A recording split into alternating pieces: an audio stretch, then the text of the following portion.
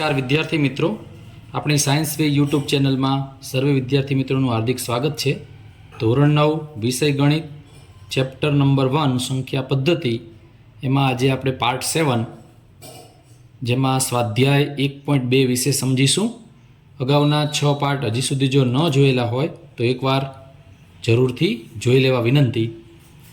જો તમે આગળના વિડીયો જોઈ લેશો તો તમને આ વિડીયો સમજવામાં, આ જે પાર્ટ 7 છે એ સમજવામાં સરળતા રહેશે. અને ચેનલને જો હજી સુધી સબસ્ક્રાઈબ ન કરેલી હોય તો પહેલાં તો મિત્રો ચેનલને સબસ્ક્રાઈબ કરી લો, જેથી ગણિતના વિજ્ઞાનના બધા જ તમને વિડીયો મળતા રહેશે. અને જો કોઈ સૂચન હોય તો મને કોમેન્ટમાં જરૂરથી લખજો. ચલો, દાખલા નંબર 1, નીચેના વિધાનો સત્ય છે કે અસત્ય કારણ સાથે જણાવો. પહેલું વિધાન આપેલું છે કે દરેક અસમય સંખ્યા એ વાસ્તવિક સંખ્યા છે. આપણે થિયરીનો જે પહેલો વિડીયો હતો એમાં સમજાવેલું છે, દરેક અસમય સંખ્યા એ વાસ્તવિક સંખ્યા છે. હવે વાસ્તવિક સંખ્યામાં મિત્રો, વાસ્તવિક સંખ્યામાં બધી જ સમય અને અસમય સંખ્યાઓનો સમાવેશ થઈ જાય છે. આપણે વાસ્તવિક સંખ્યાને રિયલ નંબર વડે દર્શાવીએ એટલે આર વડે દર્શાવી શકીએ. તો આ રિયલ નંબરમાં કોનો સમાવેશ થાય? પ્રાકૃતિક સંખ્યાનો સમાવેશ થઈ જાય, પૂર્ણ સંખ્યાનો સમાવેશ થઈ જાય, પૂર્ણાંક સંખ્યાનો સમાવેશ થાય, સમય સંખ્યાનો સમાવેશ થઈ જાય. આ બધી સંખ્યાઓનો સમાવેશ રિયલ નંબર એટલે વાસ્તવિક સંખ્યામાં સમાવેશ થઈ જાય. આ ઉપરાંત તમામ અસમય સંખ્યાઓનો સમાવેશ પણ થાય. અસમય સંખ્યાઓનો સમાવેશ થાય છે.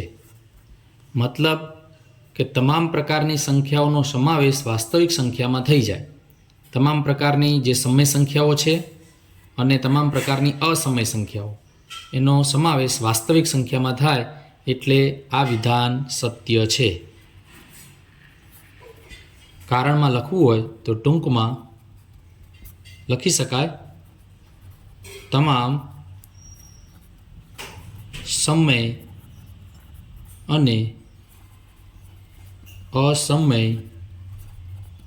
સંખ્યાઓનો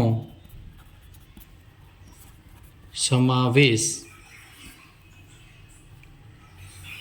વાસ્તવિક સંખ્યામાં થાય છે.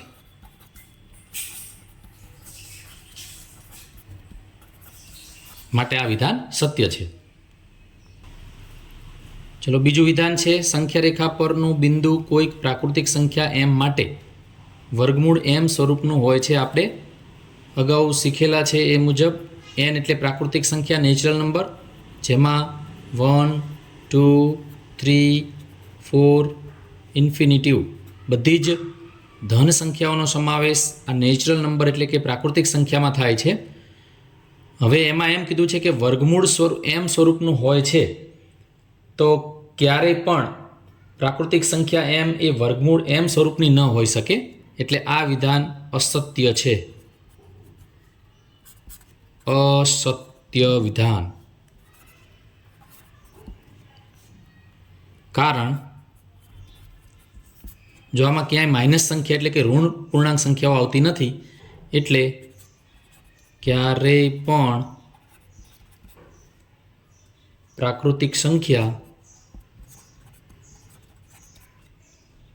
એમ માટે વર્ગમૂળ એમ સ્વરૂપની ન હોઈ શકે.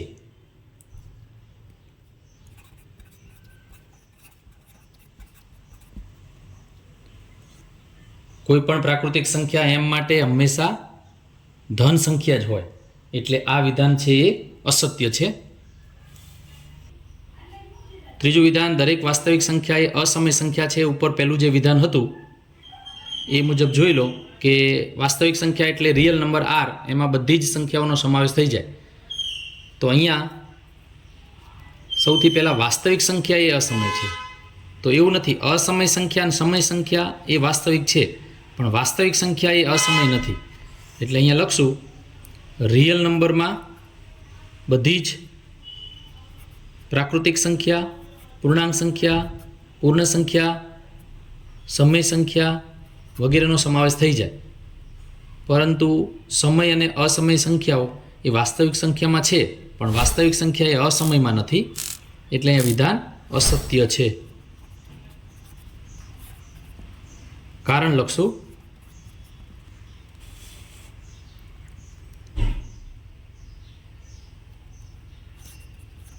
વાસ્તવિક સંખ્યામાં સમય અને અસમય સંખ્યાઓનો સમાવેશ થાય છે. એટલે સમય અને અસમય સંખ્યા એ વાસ્તવિક સંખ્યા છે, પરંતુ વાસ્તવિક સંખ્યા એ અસમય સંખ્યા નથી.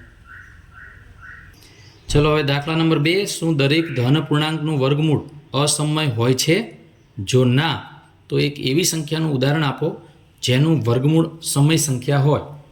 તો સૌથી પહેલાં તો દરેક ધન પૂર્ણાંકનું વર્ગમૂળ અસમય સંખ્યા હોય જ એવું દરેક વખતે બનતું નથી, એટલે પહેલાં તો જવાબ આવશે ના.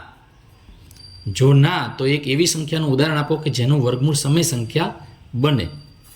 તો ઉદાહરણ લઈએ, જેમ કે વર્ગમૂળ 4 લઈએ તો એનું વર્ગમૂળ નીકળશે 2. 2 ગુણ્યા 2 એટલે વર્ગમૂળ 2 થશે. તો જો અહીંયા જવાબ છે ને એ ધન પૂર્ણાંક સંખ્યા મળેલ છે.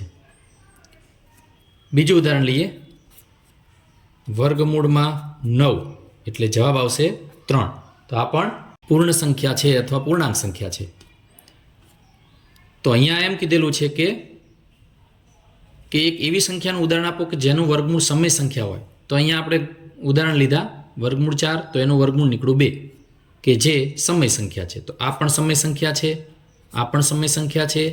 હજી પણ ઉદાહરણ લઈ શકાય.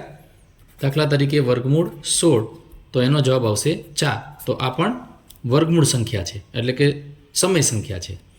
તો દરેક પૂર્ણ વર્ગ સંખ્યા કે જે હંમેશા ધન પૂર્ણાંક જ હોય તેનું વર્ગમૂળ હંમેશા સમય સંખ્યા જ હોય.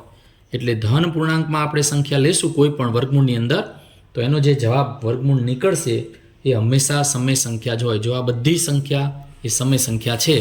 હજી એક ઉદાહરણ લઈએ, ચોથું, વર્ગમૂળની અંદર 25, જવાબ આવશે 5. એટલે આ પણ ધન સમય સંખ્યા છે.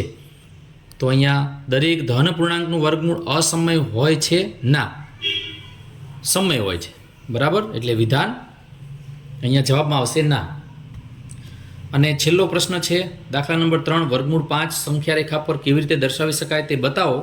તો આપણે ઓલરેડી અગાઉનો જે એક વિડીયો છે પાર્ટ 6, એમાં વર્ગમૂળ 5 કેવી રીતે દર્શાવી શકાય સંખ્યા રેખા ઉપર એ સમજાવેલ છે. એને એકવાર જોઈ લેજો જેથી તમને એનો ખ્યાલ આવી જશે. આ ઉપરાંત વર્ગમૂળ 2, વર્ગમૂળ 3 અને વર્ગમૂળ 5 એ સંખ્યા રેખા ઉપર કેવી રીતે દર્શાવાય એના વિડીયો આપણે અપલોડ કરેલા છે, જેની લિંક નીચે ડિસ્ક્રિપ્શનમાં મૂકેલી છે. એ જોઈ લેજો અને મને કોમેન્ટ કરજો. કોઈ પ્રશ્ન હોય તો કોમેન્ટ કરવા વિનંતી. વિડીયોને અંત સુધી જોવા બદલ ધન્યવાદ, થેન્ક યુ. અને ચેનલને સબસ્ક્રાઈબ ન કરેલી હોય તો સાયન્સ વે ચેનલને સબસ્ક્રાઈબ કરી લેજો, જેથી કરીને બધા જ વિડીયો તમને મળતા રહે. Thank you.